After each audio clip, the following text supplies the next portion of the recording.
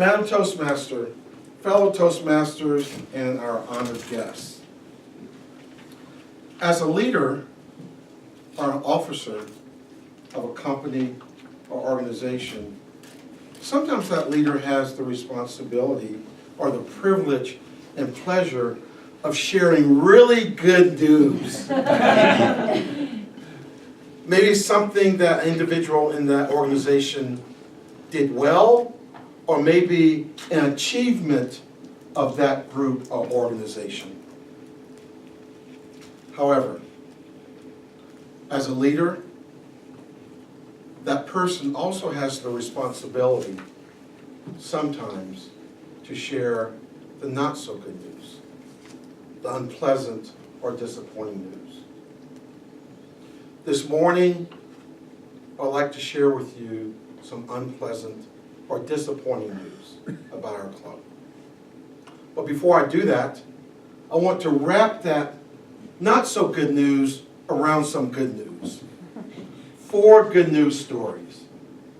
Story number 1. Despite the fact that we had 5 of our members not renew for the next 6 months, this club has grown over the past 8 months. We've actually gained about 12 new members. A lot of clubs struggle in just having 8 to 10 people come to their clubs. Matter of fact, even the club that Bob is a part of downtown is trying to revive itself, but they struggle in having at least 5 to 6 at a meeting. So we're fortunate as a club to have 12 new members with a membership over 20 members. And a healthy club is at least 20. So that's good news story number 1.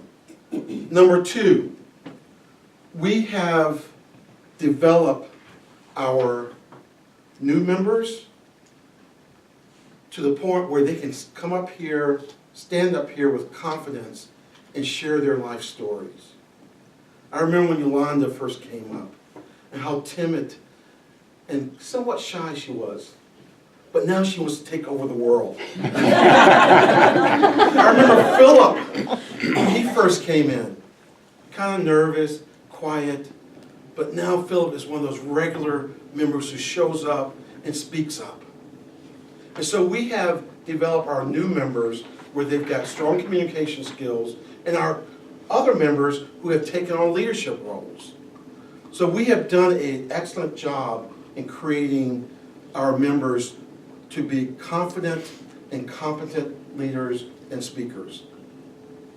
Good story number 3.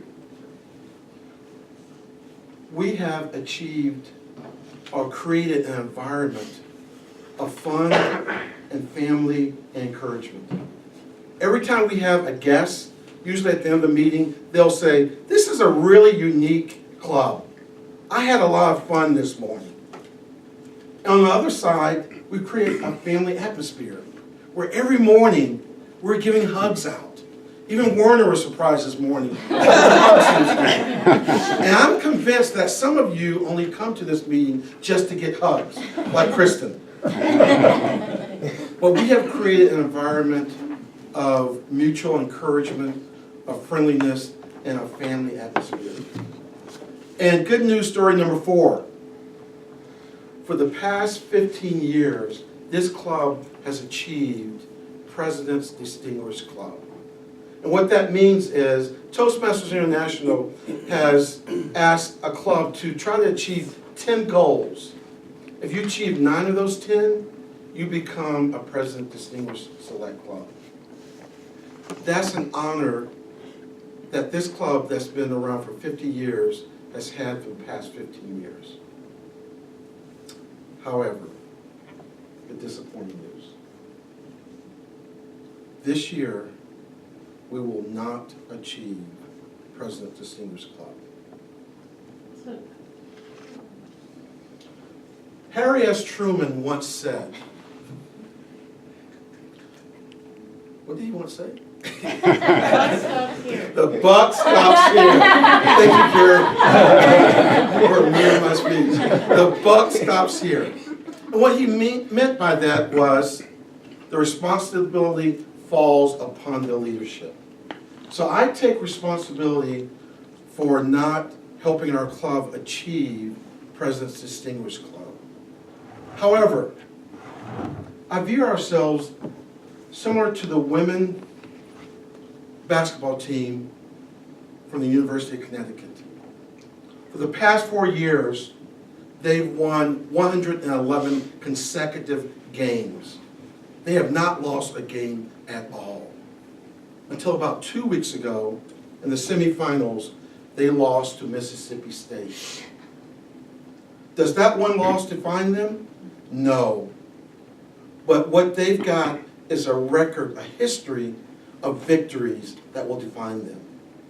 So I am convinced that even though we will not achieve President's Distinguished Club this year, this 1 year does not define us. But the past 15 years, we have a great track record.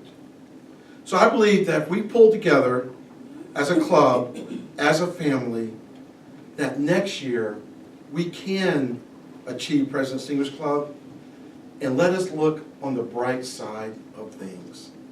Madam Toastmaster.